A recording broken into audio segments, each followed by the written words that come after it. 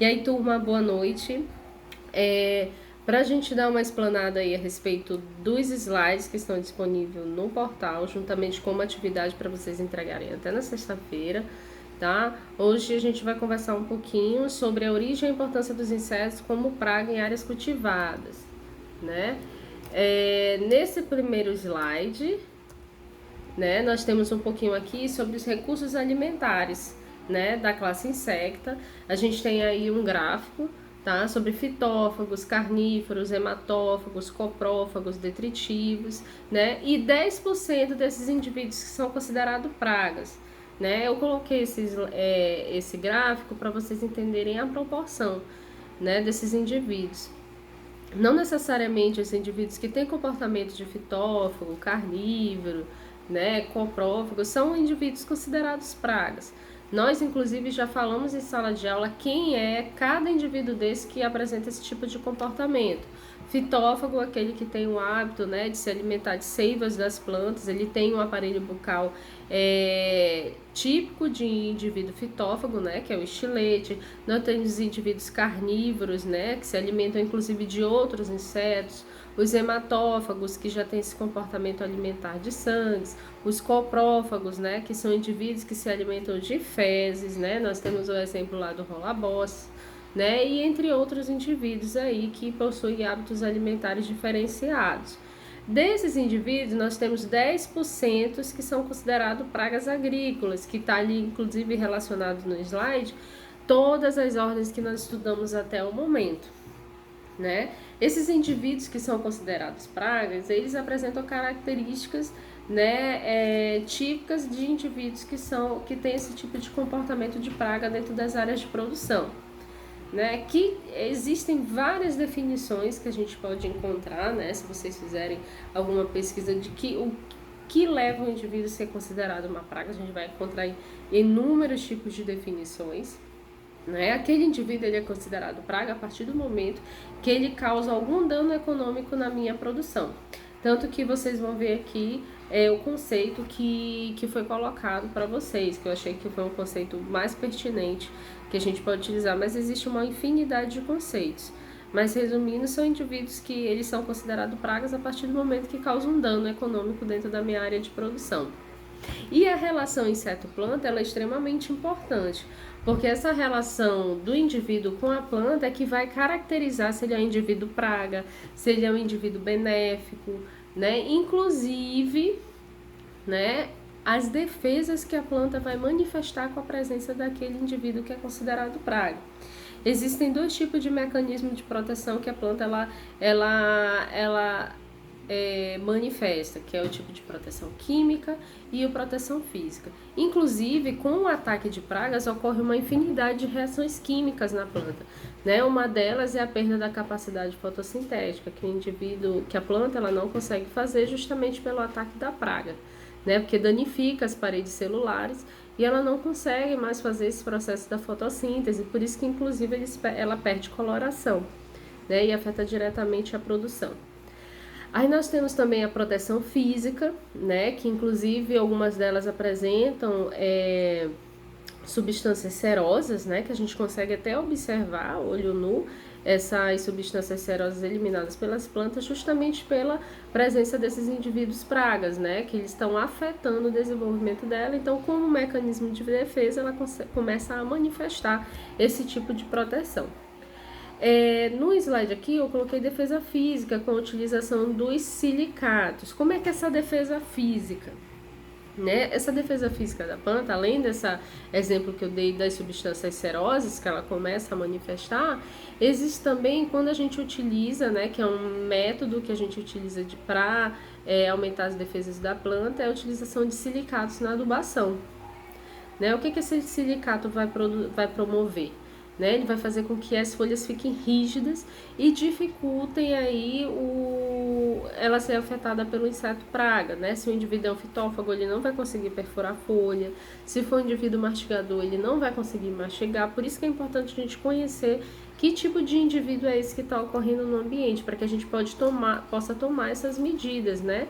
Inclusive determinar se a gente vai utilizar ou não silicatos na adubação, né? Existem outros mecanismos também, como o mecanismo da coloração. Eu coloquei até um exemplo aqui.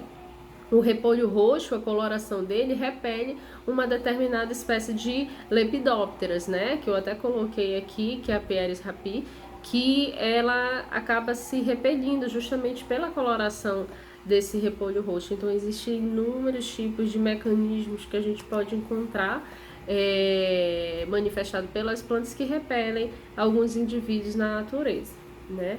Aí eu coloquei aqui: defesas químicas das plantas podem provocar no inseto, né? Inibição alimentar nos insetos. Existem algumas liberações, né? Alguns tipos de substâncias liberadas pelas plantas que causam um efeito nos insetos, que justamente funciona como um mecanismo de defesa para que aquele inseto não consiga não atacar aquela planta. Redução da motilidade intestinal, redução de fecundidade, inclusive deformação em pulpas, em adulto, esterilizações, inibição na oviposição, mortalidade de formas imaturas ou na fase adulta, né? Então, existem alguns tipos de mecanismos de defesa química, né, liberado por essas plantas que causam um efeito negativo para esses insetos, né, fazendo com que eles se afastem. Né? Existem também, no caso dos compostos nitrogenados, como no caso dos alcaloides, né, que eles causam algum tipo de alteração nesses insetos, né, que fazem com que eles não se aproximem dessas plantas, né? Inibem enzimas, alteram o armazenamento de carboidrato, o carboidrato que ele vai virar energia, fazendo com que aquele indivíduo cresça e se desenvolva, isso vai afetar o desenvolvimento dele, né? Membranas celulares. Eu relacionei totalmente aqui todos os tipos de defesa e o que ele pode causar nesses insetos, né? Inclusive, no caso dos fenóis, né, eles inibem digestão em indivíduos considerados herbívoros, né? Afetando aí a absorção das proteínas e enzimas digestivas. Então, tudo isso vai afetando o desenvolvimento desses insetos, fazendo com que ele não tenha preferência por aquela planta. Como se a planta desenvolvesse um mecanismo de resistência, certo? Para que não, inclusive, níveis de toxicidades em determinadas plantas para a inibição desses insetos. Nós temos aqui também como é que o inseto ele vai poder identificar esse tipo de mecanismo nas plantas ou qualquer outro tipo de atividade na natureza ou no ambiente que ele vive, né?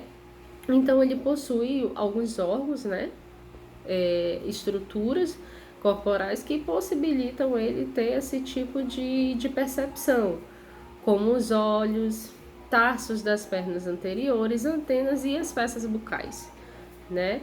Então, esses tipos de estruturas permitem com que eles tenham esse tipo de percepção no ambiente, né? Vocês lembram que na nossa aula de ácaros, por mais que o ácaro não seja um inseto, mas ele possui, né, setas que são órgãos sensoriais que permitem que ele tenha essa percepção, né, essa sensibilidade no ambiente, para além de detectar predadores, ameaças no ambiente, justamente o comportamento dessas plantas e a identificação do ambiente também, né?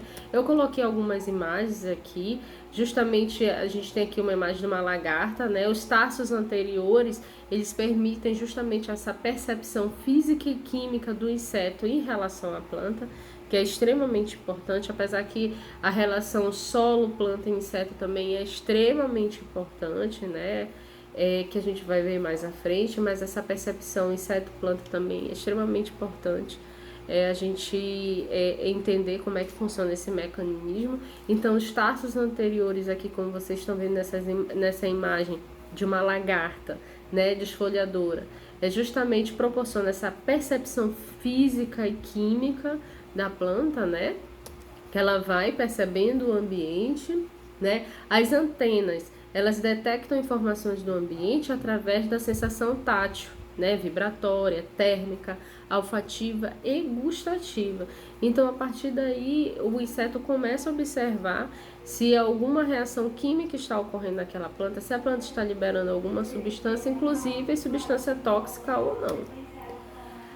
Aparelho bucal são receptores mecanossensíveis e gustativos. Inclusive, isso aí está muito ligado lá naquele exemplo anterior que eu dei sobre a utilização dos silicatos, né? Ele tem essa percepção gustativa. Quando a gente coloca